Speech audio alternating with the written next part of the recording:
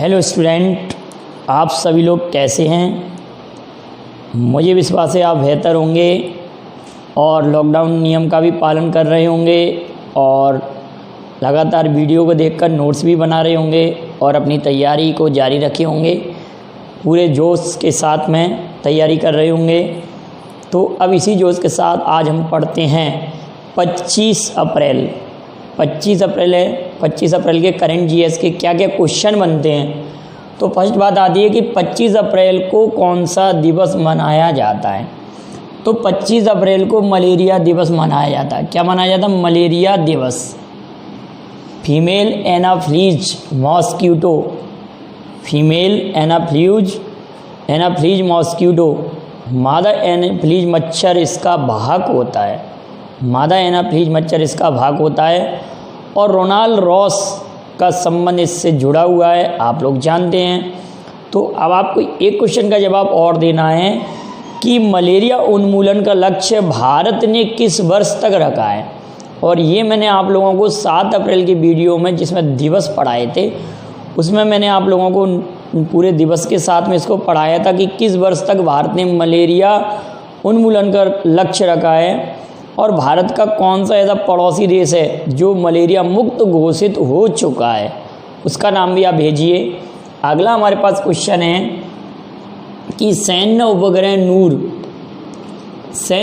नूर जैसे कि रावण फर्स्ट, आप लोग को सभी को मालूम है रावण फर्स्ट श्रीलंका ने छोड़ा था और सोवियत यूनियन द्वारा विश्व का पहला उपग्रह, ये सैन्य उपग्रह है। सोवियत यूनियन द्वारा विश्व का पहला उपग्रह क्या छोड़ा गया था? स्पुतनिक 1957 में और भारत के द्वारा आर्यभट्ट 1975 में। 57 का अपोजिट 75 सन भी याद हो जाएंगे। 1957 रूस ने, और आप लोगों को पता है श्रीलंका ने रावण फर्स्ट छोड़ा था उपग्रह।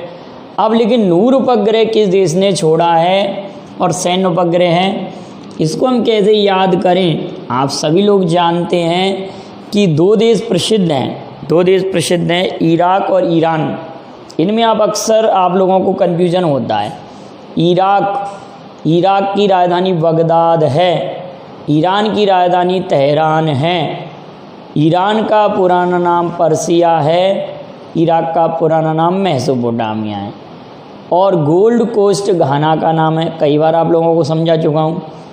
और आप ध्यान रखना कि हसन रूहानी प्रेसिडेंट कहाँ के हैं? ईरान के, और यहाँ की मुद्रा क्या है? रियाल।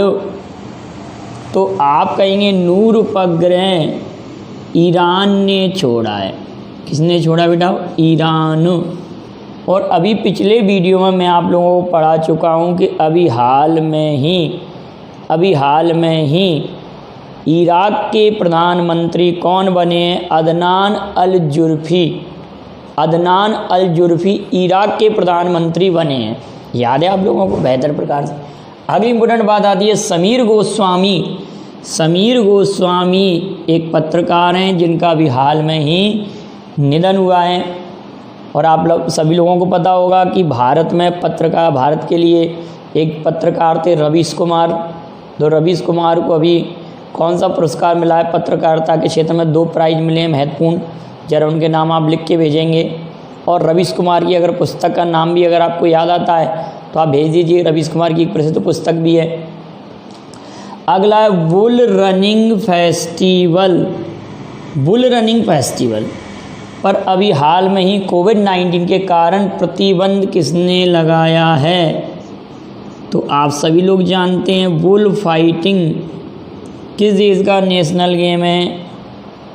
बुल फाइटिंग किस देश का है? आप सभी लोग बेहतर प्रकार से जानते हैं। बुल फाइटिंग किस देश का नेशनल गेम है? तो स्पेन का नेशनल गेम है। स्पेन की राजधानी मैड्रिड, नॉर्वे की ओस्लो, स्पेन की मैड्रिड। बुल फाइटिंग और बार्सिलोना कहाँ का शहर है? स्पेन का। तो बुल फाइटिंग से रिलेटेड जो बात आई है, बुल रनिंग फेस्टिवल, यूरो यहाँ की मुद्रा है। पेड्रो सांचेज यहाँ के प्रधानमंत्री हैं तो किस देश ने प्रतिबंध लगाया है? स्पेन ने। याद रखेंगे किस देश ने? स्पेन ने। अगला पॉइंट है कोविड इंडिया सेवा पोर्टल किस मंत्रालय ने जारी किया है? तो गृह मंत्रालय ने। गृह मंत्रालय, होम मिनिस्ट्री ने। गृह मंत्री आप सभी लोगों को पता है, रक्षा मंत्री भी मालूम है, नाम लिख के भेजिए। अगला हुआवेई जो कि चीनी कंपनी है, इसका सीईओ किसे नियुक्त किया गया है? David Lee. इसको डेविड ली को नियुक्त किया गया है, चीनी कंपनी है, इतना इम्पोर्टेंट नहीं है ज़्यादा। और ये पोर्टल वाले क्वेश्चन जितने भी बने हैं आप एक स्थान पर इनको नोट कर लें। आयु एवं सेहत साथी ऐप किसने जारी किया है? तो आप याद रखेंगे राजस्थान सरकार ने। और राजस्थान में सर्वप्रथम 2 अक्टूबर 1959 को नागौर से पंचायती राज्य का उद्घाटन पंडित जवाहरलाल नेहरू ने किया था, आप लोग जानते हैं।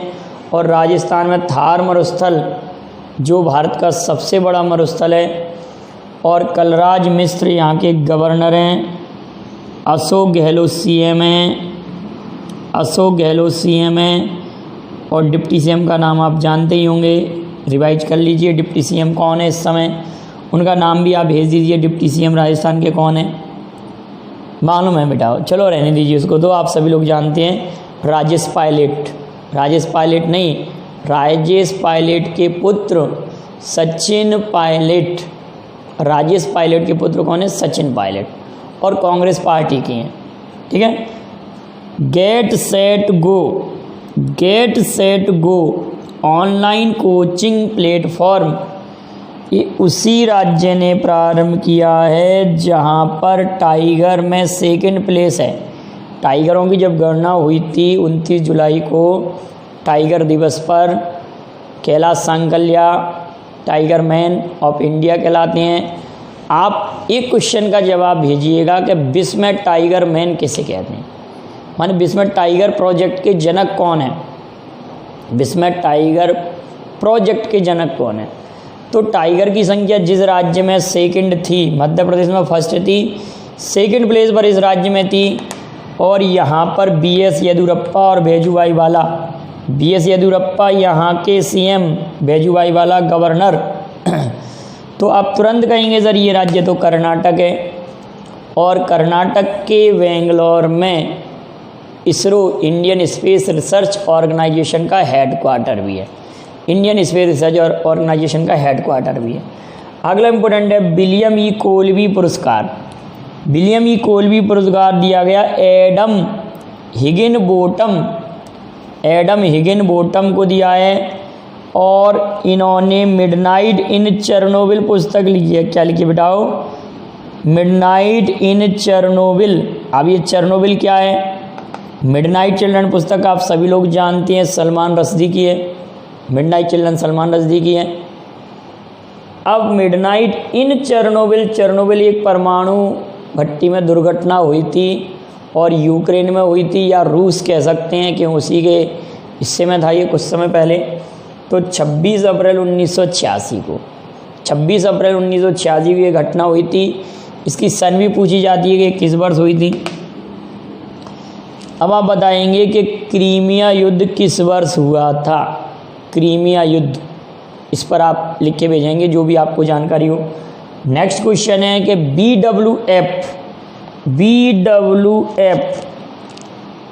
बैडमिंटन वर्ल्ड फेडरेशन में IM बैडमिंटन अभियान का ब्रांड एम्बेसडर किस बैडमिंटन प्लेयर को बनाया गया है? तो आप बेहतर प्रकार जानते हैं, सटिंग टू दी टॉप इनकी पुस्तक अभी चर्चा में थी, इनके ऊपर लिखी गई पुस्तक। और ये आंध्र प्रदेश में एंटी करप्शन हेल्पलाइन की ब्रांड एम्बेसडर भी रहीं। और ओलंपिक खेलों में बैडमिंटन में रजत पदक विजेता महिला भी हैं और सबसे कम उम्र के भी ओलंपिक विजेता हैं ये। तो इनका नाम सभी लोग जानते हैं, इनका नाम है PV सिंधु। क्या नाम है? PV सिंधु। PV सिंधु। अब BBC ने इसको स्पोर्ट वुमेन का अवार्ड भी इन्हीं को दिया है। सभी लोगों क्लियर हैं। अगला इंपॉर्टेंट पॉइंट है वर्ड प्रेस फ्रीडम इंडेक्स। आप ध्यान रखेंगे, बार बार पे कह रहा हूँ, वर्ल्ड प्रेस फ्रीडम इंडेक्स में भारत की रैंकिंग 142 42 नहीं 142 142, और रिपोर्ट्स विदाउट बॉर्डर संस्था इसको जारी करती है। क्या नाम है? रिपोर्ट्स विदाउट बॉर्डर संस्था। नॉर्वे, फिनलैंड और Denmark first second third place पर हैं। How the onion got its layers, how the onion got its layers Sudha Murthy की पुस्तक है। अब कुछ अन्य महत्वपूर्ण क्वेश्चन लिखे हुए हैं। फीफा में भारत की रैंकिंग इस वर्ष 108 है। बेल्जियम फर्स्ट प्लेस पर है, कई बार रिवाइज करा दिया। 20 मार्च को विश्व गौरैया दिवस वर्ल्ड स्पैरो डे मनाया जाता है। 12 नवंबर को नेशनल वर्ल्ड डे नेशनल राष्ट्रीय पक्षी दिवस मनाया जाता है। डॉक्टर सलीम अली का ये जन्म दिवस है। आप सभी लोग जानते हैं सलीम अली अभयारण्य कहाँ पर है और सलीम अली नेशनल पार्क कहाँ पर है। इन दोनों क्वेश्चन को आप जवाब दीजिए। और सलीम अली को वर्ल्ड मैन ऑफ इंडिया कहते हैं। आप एक और जानते हैं कि भारत का वन पुरुष forest man of India Jadav पाभी को कहते हैं। एक वीडियो में बना चुका हूँ उपनाम पर, आप उसको देख लीजिए, बहुत सारे क्वेश्चन समझाए थे उसमें। 11 नवंबर को राष्ट्रीय शिक्षा दिवस national education day Maulana Abul Kalam Azad का जन्म दिवस है। और मौलाना अबुल कलाम आज़ाद कांग्रेस के सबसे कम उम्र के अध्यक्ष भी थे और आज़ादी से पहले कांग्रेस के सबसे लंबे समय तक भी अध्यक्ष रहे थे। और एपीजे अब्दुल कलाम अलग हैं बेटा, आप सभी लोग जानते हैं। एपीजे अब्दुल कलाम के नाम पर उड़ीसा में एक द्वीप है व्हीलर द्वीप, उसी का नाम एपीजे अब्दुल कलाम द्वीप किया गया है। विजन 2020 एपीजे अब्दुल कलाम की पुस्तक है। इग्नाइटेड माइंड भी उन्हीं की पुस्तक है। विंग्स ऑफ फायर भी उन्हीं की पुस्तक है एपीजे अब्दुल कलाम की। लेकिन ये मौलाना अबुल कलाम आज़ाद थे, भारत के पहले शिक्षा मंत्री भी थे मौलाना अबुल कलाम आज़ाद। उन्हीं का जन्मदिवस 11 नवंबर को शिक्षा दिवस। अब आप कहेंगे अंतर्राष्ट्रीय शिक्षा दिवस कब मनाया जाता है? ये पिछले वीडियो में मैं पढ़ा चुका हूँ, आप इसका जवाब भेजेंगे। अंतर्राष्ट्रीय शिक्षा दिवस अगला क्वेश्चन है 24 जनवरी। 24 जनवरी को आप सभी लोग जानते हैं कि राष्ट्रीय बालिका दिवस क्यों मनाया जाता है? राष्ट्रीय बालिका दिवस 24 जनवरी 1966 को इंदिरा गांधी ने प्रधानमंत्री पद की शपथ ली थी। उसी स्मृति में 24 जनवरी को राष्ट्रीय बालिका दिवस। अब आप लिख के भेजेंगे अंतर्राष्ट्रीय बालिका दिवस कब मनाते हैं? क्या क्वेश्चन है? अंतर्राष्ट्रीय बालिका दिवस कब मनाया जाता है? 6 अप्रैल को अंतर्राष्ट्रीय खेल दिवस। चूँकि 6 अप्रैल 1896 को क्या हुआ था? ओलंपिक, आधुनिक ओलंपिक की शुरुआत हुई थी, जिसके जनक पियरे द कुबर्टिन हैं। आधुनिक ओलंपिक का पिता पियरे द कुबर्टिन को कहा जाता है। जबकि पैरा ओलंपिक का पिता एडवर्ड गटमैन को कहा जाता है। पैरा ओलंपिक 1948 में लंदन से प्रारंभ हुए थे। अगली इम्पोर्टेंट बात इसमें एक और याद रखेंगे कि पहले आधुनिक ओलंपिक यूनान या ग्रीक से प्रारंभ हुए थे। यूनान या ग्रीक एक ही देश है, लेकिन कहाँ से शहर का नाम आया? तो एथेंस से। 6 अप्रैल 1896 को। तो 6 अप्रैल को इसीलिए अंतर्राष्ट्रीय खेल दिवस मनाया जाता है। 29 अगस्त को राष्ट्रीय खेल दिवस मेजर ध्यानचंद्र का जन्म दिवस। और मेजर ध्यानचंद्र को हॉकी का जादूगर भी कहते हैं। इनकी आत्मकथा का नाम है द गोल। दोनों याद हो जाएंगे, दोनों में कोई कन्फ्यूजन नहीं। 24 जनवरी दोबारा से लिखा हो गया, तो इसको हम और कुछ चेंज कर दे रहे हैं, इसको हम कर दे रहे हैं 22 दिसंबर को गणित दिवस मनाया जाता है। 22 दिसंबर को क्या गणित दिवस? श्रीनिवास रामानुजन का जन्म दिवस है। श्रीनिवास रामानुजन। अब आप एक मैथ में क्वेश्चन आता है कई बार कि रामानुजन संख्या क्या है? रामानुजन संख्या क्या है? और एक क्वेश्चन और, पाई दिवस कब मनाया जाता है? इन दोनों क्वेश्चन के जवाब भी भेजिए। रामानुजन संख्या क्या है और पाई दिवस कब मनाया जाता है? श्रीनिवास रामानुजन का ये जन्म दिवस है 22 दिसंबर, और गणित का नोबेल पुरस्कार एबेल पुरस्कार को कहते हैं। 8 मार्च को अंतर्राष्ट्रीय महिला दिवस मनाया जाता है। 13 फरवरी को राष्ट्रीय महिला दिवस, 13 फरवरी को राष्ट्रीय महिला दिवस। 2 अप्रैल को वर्ल्ड ऑटिज्म अवेयरनेस डे, विश्व आत्म केंद्रित जागरूकता दिवस मनाया जाता है 2 अप्रैल को। वर्ल्ड बुक डे अगर पूछा जाए तो 23 अप्रैल को मनाया जाता है वर्ल्ड बुक डे। और कौन मनाता है? यूनेस्को संस्था मनाती है। इंग्लिश लैंग्वेज डे भी 23 अप्रैल को ही मनाया जाता है। इंग्लिश लैंग्वेज डे भी, वर्ल्ड बुक डे 23 अप्रैल, इंग्लिश लैंग्वेज डे भी 23 अप्रैल। लेकिन world book and copyright day कौन मनाता है? यूनेस्को। लेकिन इंग्लिश लैंग्वेज डे कौन मनाता है? ये बनाता है यूएनओ। लेकिन एक क्वेश्चन और है यहाँ पर कि वर्ल्ड बुक कैपिटल जारी की जाती है हर वर्ष यूनेस्को द्वारा। तो इस बार 2020 में वर्ल्ड बुक कैपिटल मलेशिया की राजधानी कुआलालंपुर है। मलेशिया देश की राजधानी कुआलालंपुर। आप सभी लोग जानते हैं कुआलालंपुर में अजलन शाह हॉकी प्रतियोगिता संपन्न होती है। अजलन शाह हॉकी प्रतियोगिता मलेशिया राजधानी कुआलालंपुर में। नेक्स्ट हमारा क्वेश्चन है कि आप एक क्वेश्चन और भेजेंगे कि हमारी भारत की जो नई दिल्ली है, नई दिल्ली राजधानी है हमारी, तो नई दिल्ली को किस किस वर्ष वर्ल्ड बुक कैपिटल घोषित किया गया है? किस किस वर्ष घोषित किया है? विश्व का पहला national park Yellowstone national park है, जो कि 1872 में अमेरिका में स्थापित हुआ था। याद रखेंगे। वीइंग गांधी पारवानंद की पुस्तक है। सेमलेस लिखा हुआ तस्लीमा नसरीन, जो कि बांग्लादेश की लेखिका हैं, इनके द्वारा लिखी गई एक अन्य पुस्तक है लज्जा तस्लीमा। लोसांग नृत्य कहाँ का प्रसिद्ध है? सिक्किम की राजधानी गंगटोक है। सिक्किम के बारे में अब आप सीएम और गवर्नर का नाम भेजेंगे। सिक्किम के कौन हैं? 29 जून को राष्ट्रीय सांख्यिकी दिवस। अब ये किसका जन्म दिवस है? पीसी महालनोबिस का जन्म दिवस। और आप लोग ये जानते हैं कि second 5 year plan PC Mahalanobis model पर आधारित थी, जबकि फर्स्ट 5 ईयर प्लान हेराल्ड और डोमर मॉडल पर आधारित थी। पीसी महालनोबिस मॉडल पर द्वितीय पंचवर्षीय योजना और पीसी महालनोबिस सांख्यिकी वेत्ता थे प्रसिद्ध। उनका जन्म 29 जून को सांख्यिकी दिवस के रूप में मनाया जाता है। और 20 अक्टूबर को विश्व या अंतर्राष्ट्रीय सांख्यिकी दिवस मनाया जाता है। इसके पीछे कारण कुछ है, विशेषता कि 20-10 और 20-10 दो तारीख एक ऐसी आएंगी।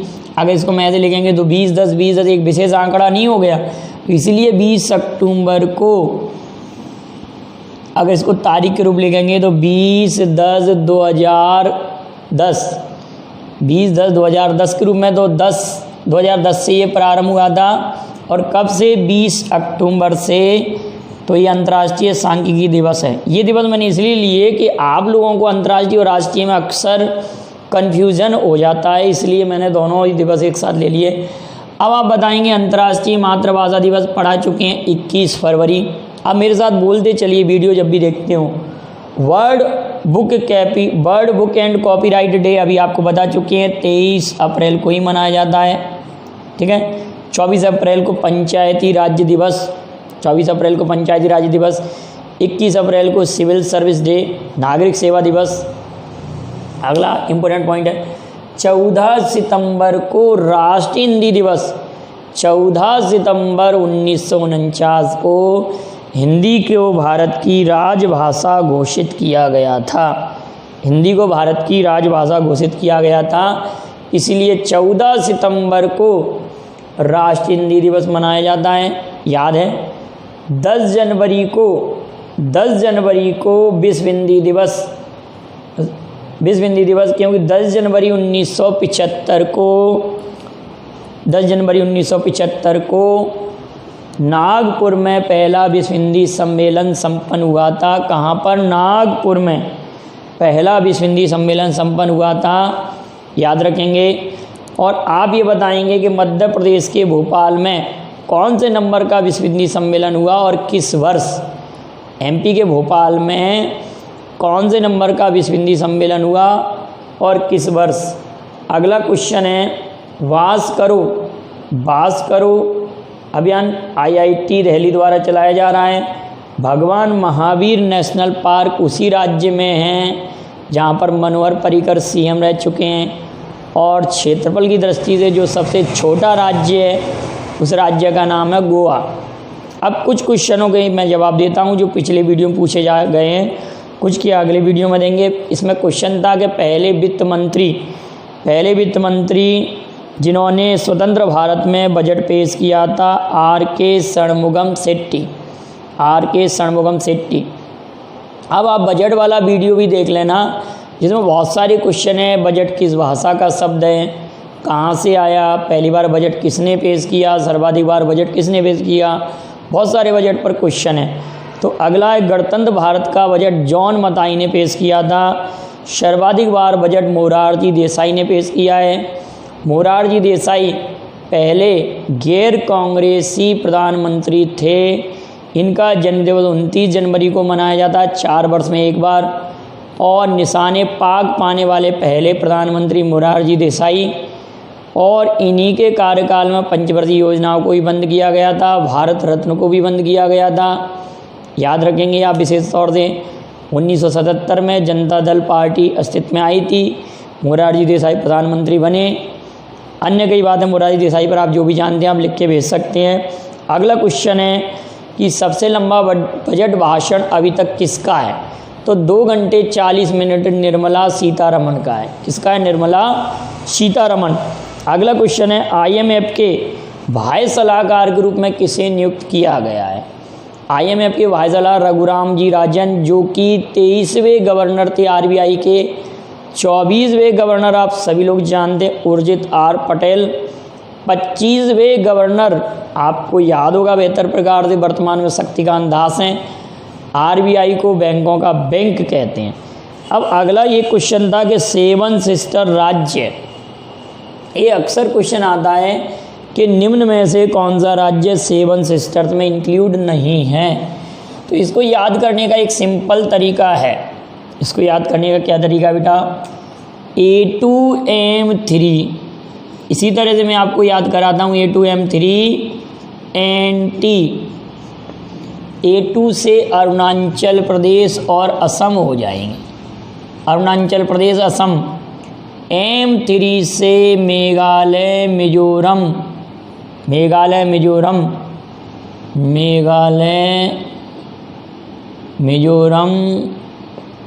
और कौन सा एक और? M से मणिपुर। N से नागालैंड और T से त्रिपुरा। हॉर्नबिल उत्सव मनाया जाता है यहाँ पर, हॉर्नबिल उत्सव। और T से त्रिपुरा, नागालैंड, त्रिपुरा। तो ये 7 सिस्टर में सिक्किम 7 सिस्टर में सम्मिलित नहीं है। तो यही क्वेश्चन था।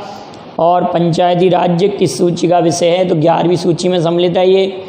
अगला क्वेश्चन है, तेलंगाना के CM के चंद्रशेखर राव हैं। तमिलसाई सुंदरराजन यहाँ के गवर्नर हैं। नेल्सन मंडेला दिवस कब मनाया जाता है? तो 18 जुलाई को। लोकपाल संस्था का डिजाइन किसने किया था? तो प्रशांत मिश्रा ने। अब आप लोग ये बताएंगे कि एक और इम्पोर्टेंट क्वेश्चन किसी विद्यार्थी ने पूछा था कि टाइम मैगजीन में महात्मा गांधी को किस वर्ष सर्वश्रेष्ठ दर्जा मिला था? 1930 में। और महात्मा गांधी ने भारत में पहला अपना भाषण बनारस में दिया था। और महात्मा गांधी के राजनीतिक गुरु आप जानते हैं गोपाल कृष्ण गोखले, उन्हीं के कहने पर महात्मा गांधी ने भारत भ्रमण किया था। एक और क्वेश्चन है, आप बताएंगे कि महिलाओं को मत देने का अधिकार किस देश ने दिया पहली बार?